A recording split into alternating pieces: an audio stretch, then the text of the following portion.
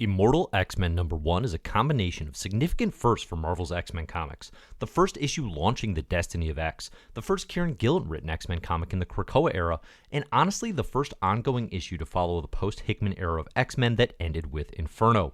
There's a ton of pressure on this issue to reestablish the excitement and potential built by House of X and Powers of 10 in 2019, and much like the Hickman event or Al Ewing's Sword #1, Immortal X-Men does not disappoint. Today I'll answer: what is Kieron Gillen's approach to the Krakoa era of X-Men? What new game-changing secrets is Mister Sinister hiding? Who is newly joining the Quiet Council, and why does this matter? Hey everybody, welcome to Krakin Krakoa. I'm Dave Busing, founder and editor-in-chief of comicbookherald.com. If you like the Comic Book Herald YouTube channel, please consider liking, subscribing, sharing, and commenting. All that helps me out a great deal. Spoilers for discussed comics will definitely follow, and if you are looking for reading orders for all of the X-Men comics in this era, to this point, through the Dawn of X, through Reign of X, and now into the Destiny of X, you'll find links here in the show notes over on comicbookherald.com. Can't even say my own site name. Writer Kieron Gillen, artist Lucas Werneck, colors David Curiel, letters by Clayton Cowles. Immortal X-Men is clearly designed as a reset or jumping on or back in point for readers, with an Everyone's Secrets page carefully summarizing the core secrets in play in the X-Men's Krakoa era. Some of these are just recapping House and Powers, which, my god, if you're reading Immortal X-Men #1 before House and Powers, please comment on this video so I know you exist. And a few recap Inferno. Outside of the Hickman sphere of influence, the biggest secrets are from Jerry Duggan's X-Men run, where Ben Urich was about to crack mutant resurrection, but had the information mind-wiped by Synch. All this is an Orcus ploy, by the way. They do have evidence supporting mutant resurrection exists, and are trying to alert humanity to that to, stir up whatever trouble that will cause. And we also have secrets here from Al Ewing's Sword. We saw that Abigail Brand is characteristically some kind of quadruple agent, working with both Krakoa and Orcus. For those of you who are forgetting or unaware, Orcus is basically the human anti-mutant organization at large. Don't expect Gillen to let that brand bit lie fallow either, as he wrote the original Sword miniseries circa 2009 and some of the best Abigail Brand and Beast character work of the era. So the other bit of essential background here is the history of Kieron Gillen, stepping into the Destiny of X not as the official head of X like Jonathan Hickman, but certainly one of very few comics creators with a pedigree to offset some of that creative star power. Much like the NBA, there are tons of really good players, but there are only a handful of genuine superstars, game-changing superstars, and in the comics writing world, Hickman is a superstar. Gillen is likely a tier down in my rankings, but still in the conversation for superstardom, and the only other X-Office creator you could really consider in that group is Al Ewing, and personally, Ewing's lack of knockout creator-owned work for me keeps him out of the group. What's cool about Gillen is it's been a decade since he last wrote X-Men, and in that time he has leveled up and then some across his licensed Marvel, Star Wars, and creator-owned works. Since Uncanny X-Men, Gillen has redefined Young Avengers for basically the past decade, wrote the best Darth Vader comics run and created Dr. Aphra and Book of Boba Fett's own Black Chrysanthemum, written an all-time excellent run in The Wicked and the Divine with Jamie McKelvey, has written one of the most important comics of the last decade, Peter Cannon Thunderbolt, an excellent 5-issue miniseries which looks at the legacy of Watchmen on superhero comics, and he's written some of the best comics of the last few years with Once and Future, Die, and even a Batman Black and White Riddler story he did. That's kind of a choose-your-own-adventure type thing that is super fun. That one's also with Jamie McKelvey. And that's before we even get to returning to Marvel to write the best Eternals run that I've ever read, and now Immortal X-Men. If you've read Gillen's Uncanny X-Men run from a decade ago, you know it's no surprise that he leads with Sinister as the POV character and driver of the book's action, beginning here with Nathaniel Essex and Irene Adler on a park bench in Paris 1919. One of the most exciting hooks about Immortal X-Men is Gillen actually leaning into the history of mutants, and those that have been around much longer than the Silver Age Lee Kirby X-Men beginnings. There's so much opportunity for this, with the Council including Sinister, Destiny, Mystique, and Exodus, and there's also some interesting questions here too, like we know Sinister and Exodus would have been around in 1919, but Mystique and Irene, looking this age circa this era, having been around for these hundreds of years, it begs some questions, right? It sort of, you have to then get to the question of, with Mystique maybe it's a little easier, but with Destiny, why does she look certain ages hundreds of years later? How has she survived all of this time? Those raise some interesting questions, I think. Now, Destiny appears to whisper a secret to Sinister here so powerful that it literally melts his brain. Possibly it was something like there was a second shooter in Ford's Theater, look to the grassy knoll, but more likely it was a game changer for this Sinister as the master schemer. I'm guessing something along the lines of "you're a clone" or "you're not the real Sinister," although those kind of things seem like something Sinister might expect. Sinister muttering "you're a ghost" as he dies, aside from cementing the parallels to John Cale's awesome song, Paris 1919, again, also the location and year when this scene takes place, and "You're a Ghost" are lyrics from that song, it makes me think maybe he's now realizing he's merely in a simulacrum. He's trapped in a test timeline. More on this in just a second, meant to deliver data back to the real Sinister we're following in present-day Krakoa. But honestly, it's probably something much bigger, and it's probably something much cooler, and maybe it starts to answer some of those questions about, wait, how long has Destiny been around, and how is she doing this? How does that work? Maybe there's some answers there in the secret, because she doesn't quite want to tell Mystique the answer either when pressed by her wife. Now, before we make our way through the comic, I'm jumping us straight to the final page cliffhanger. I said there'd be spoilers. Here's the spoilers, because it brilliantly casts the entire issue in a whole new light.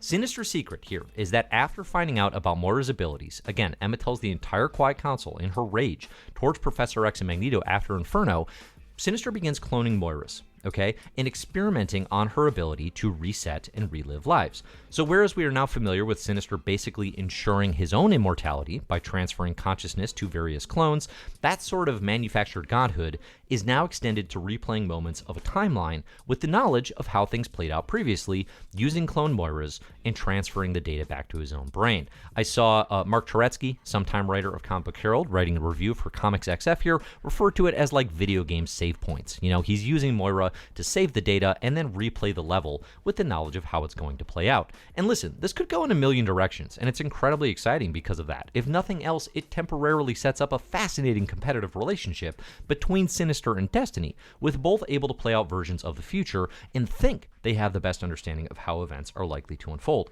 It's cool, too, how this reveal reframes the entire issue. On the first read, Sinister's referring to himself as 26, with the implication being some familiar Sinister clone scheme. And he thinks, he knows everything about how Magneto's replacement on the Quiet Council will play out because, well, he's Sinister. He knows things, and he has secrets. But what we learn by issue's end is he thinks he knows how it will play out because he's already received data from 25 previous Moira timelines. Now, on the Casual Krakoa livestream, a listener asked if this proved Moira was right about some things, and in the moment, I said after X Deaths of Wolverine, where Moira is turned into the ultimate archvillain of the X-Men, of mutant kind, is totally removed from the island, I said it's going to be a long time before I admit Moira is right about just about anything. And while that's true, Moira, Charles, Magneto, they were clearly right to keep her existence a secret. And Moira was right not to want to get Sinister involved in the first place. Remember, Professor X and Magneto go behind her back to get Mister Sinister involved in the first place. She did not want that. Of course, Sinister, once he finds out, is going to manipulate and use those powers for himself.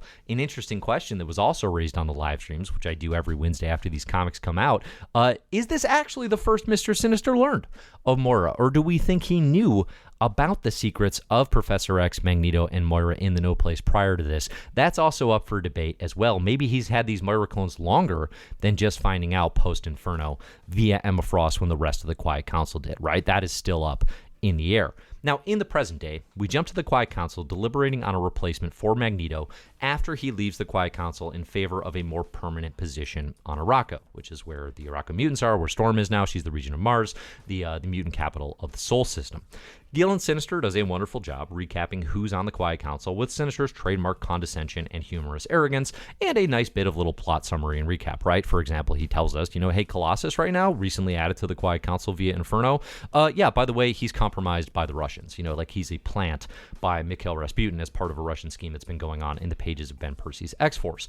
It's also definitely worth complimenting Lucas Werneck, David Curiel here for their ability to sell character acting and facial expressions in a book that will inevitably feature a lot of characters sitting in a circle debating stuff. Tremendous credit, too, for letterer Clayton Cowles, scene-stealing explosion from Sinister, pretending he didn't see this coming. Because, again, Sinister thinks he knows exactly how these events are going to unfold because he's had that data transmitted back to him from a Moira clone. We don't know this on the first read-through, right? We just think it's him knowing things because that's what he does.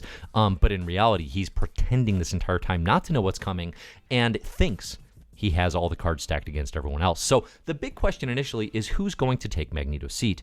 And we wind up with a debate of sorts, it's very short-lived, between Selene and Hope Summers. Hope Summers being the clear favorite. Now, adding Hope to the Quiet Council is both clearly connecting to a Gillen favorite. He wrote Generation Hope, a miniseries in the Utopia AVX era, and it also makes a ton of sense, right? We've seen for a while now in Krakoa how the Five, the mutant body that are responsible for resurrections on the island, they're disconnected from the Quiet Council, and frequently at odds with their direction and thinking, particularly from Professor X. So giving them a seat at the table, it makes an absolute ton of sense.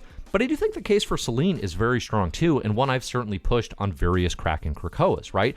As Selene says here, you replaced Apocalypse with a body, but you didn't replace Apocalypse's knowledge, right? Someone who has centuries of knowledge. And if we're going to deal with Immortal X-Men, if we're going to deal with mutant history and mutants that have been around for all this time, Selene taps into that. You know, she is arguably the first mutant alongside Apocalypse. I'm not getting into first mutant debates because they're endless and kind of pointless at this point, but Selene's been around for a ton of time. Also brings magic into the equation.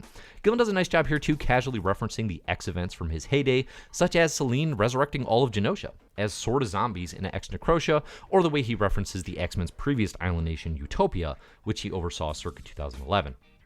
Selene's focus on the council resurrecting the Genoshan mutant population too, that they're going too slowly with that. It's an interesting argument. Again, recentering some of the purpose of Krakoa as established in this era, that they are trying to bring back all of the mutants depowered or exterminated by humankind back to life. Like, that hasn't come up in a bit, and that's important. That's a big part of what Krakoa is doing. Now, lost in the humor of Mister Sinister miscalculating Destiny's vote as they try to see if Hope's going to be put on the council. And there's a deliberate pairing here, again, of Sinister v. Destiny, which is fascinating. The question: why does Mr. Sinister need Hope on the council? He's trying to play it cool, right? He votes no on Hope Summers initially because he's trying to make it look like he doesn't actually want that, when in reality, it's incredibly important to him. Now, what Sinister says here is that Hope being on the council will lead to, and I quote, various disasters Hope being on the council will precipitate.